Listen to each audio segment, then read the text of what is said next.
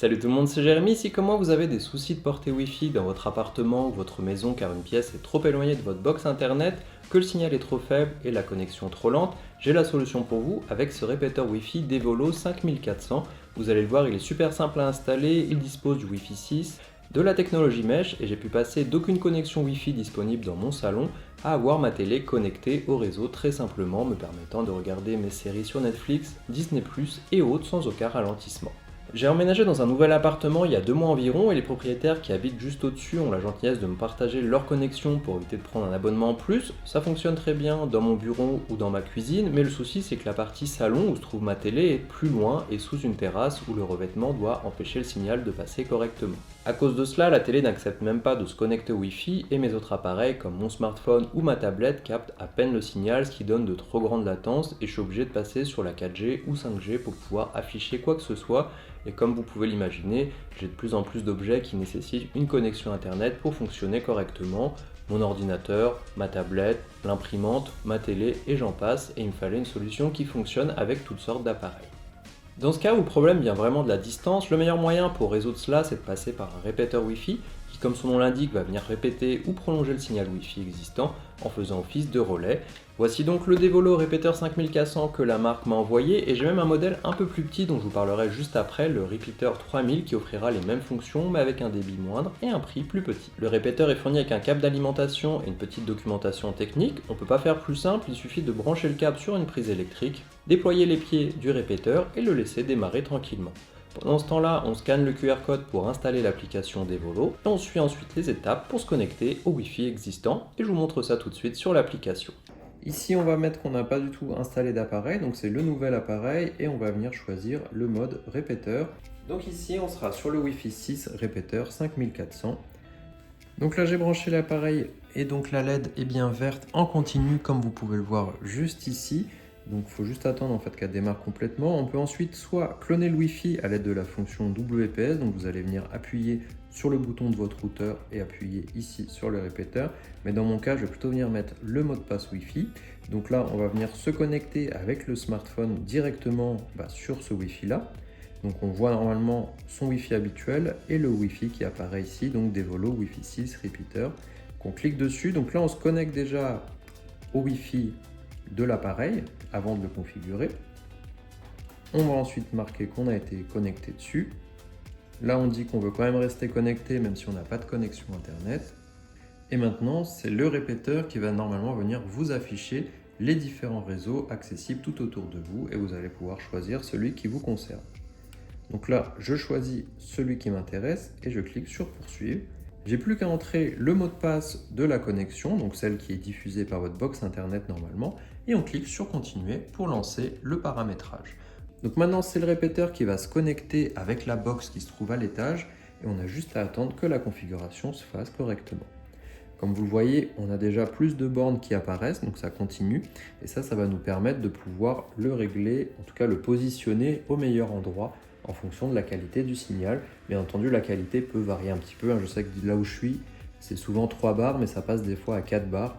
Mais de toute façon, j'ai pas d'autre emplacement qui serait vraiment adapté pour le mettre. Ici, l'installation est terminée. On voit qu'on a déjà la possibilité d'avoir des conseils pour savoir où placer le répéteur. Donc ici, vous voyez, le mieux, c'est de venir le placer à mi-chemin entre le routeur et la zone où on n'a pas de réception, comme c'est affiché ici. Bien entendu, ça va dépendre des cas, parce que dans mon cas, si je voulais vraiment le placer meilleur endroit, il faudrait que je vienne le placer par ici, ce qui serait en plein dans le passage et qui serait pas forcément le plus pratique. Donc bien entendu, il faut s'adapter aux conditions. Là, j'avais un support avec une prise juste en bas. Là-bas, j'ai pas de support ni de prise, donc ça sera un petit peu en fonction des cas où trouver le meilleur emplacement dans cette zone-là. On peut ensuite afficher la vue d'ensemble du réseau. Donc comme vous voyez ici, j'ai un seul appareil, le Devolo répéteur 5400. On le voit apparaître ici. Si j'avais plusieurs appareils, je pourrais les voir bien entendu un petit peu plus loin.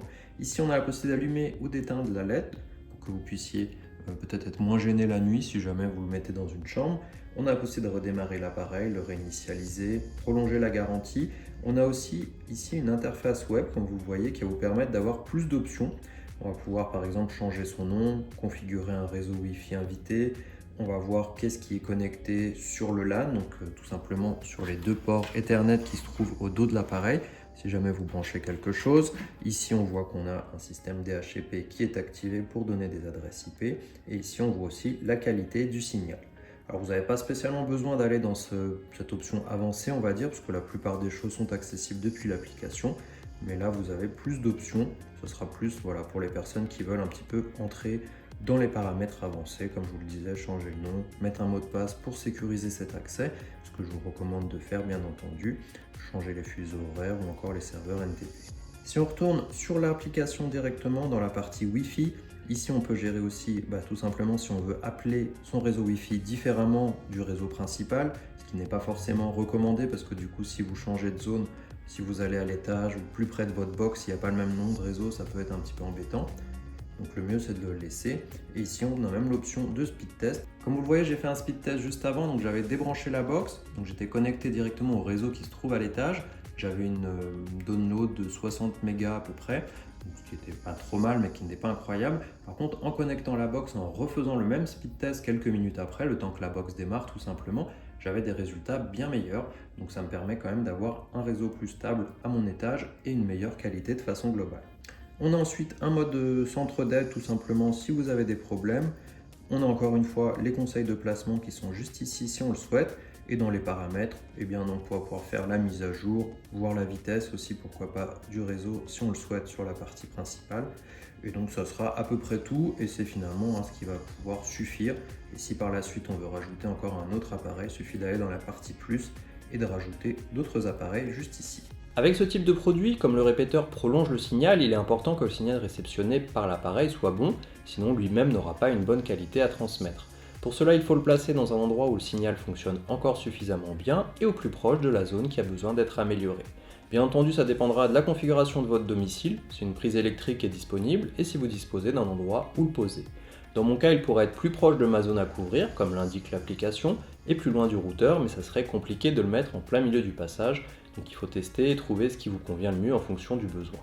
Si la zone à couvrir est vraiment grande, rien n'empêche de mettre un second répéteur Wi-Fi un petit peu plus loin, voire un modèle plus petit comme ce modèle 3000 qui se branche directement sur une prise et qui aura un débit un peu plus bas et une portée moins étendue forcément liée à ses dimensions. Les noms des appareils font référence au débit maximum supporté, 3000 MB par seconde contre 5400 MB par seconde pour l'autre. Au-delà, le principe sera exactement le même entre les deux, mais le 5400 coûte 149,90 sur le site d'Evolo ou Amazon et le 3000 coûte lui 99,90 et en fonction de la surface à couvrir, le 3000 pourra vous suffire.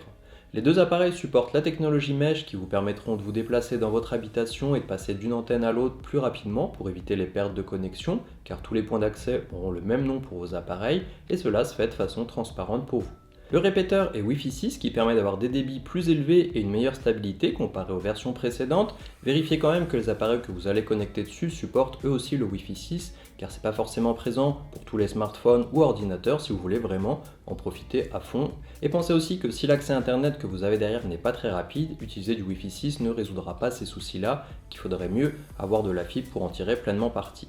Au moins avec cet appareil, vous allez pouvoir le conserver un bon moment et vos futurs appareils en profiteront. Bien entendu, si vous avez un appareil qui fonctionne en Wi-Fi 5, ça marchera aussi dessus.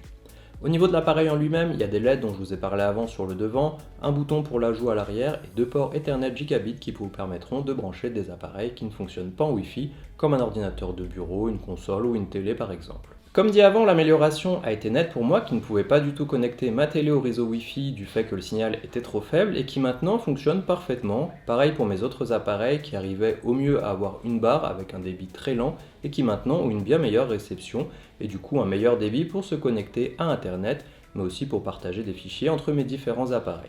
Au quotidien, ça fait une grosse différence et c'est surtout très rapide à mettre en place et ne demande pas de connaissances particulières en informatique pour le faire. Sur ce, dites-moi ce que vous pensez de cet appareil en commentaire. Si vous avez des questions aussi, je vous mets les liens dans la description et on se voit dans la prochaine vidéo.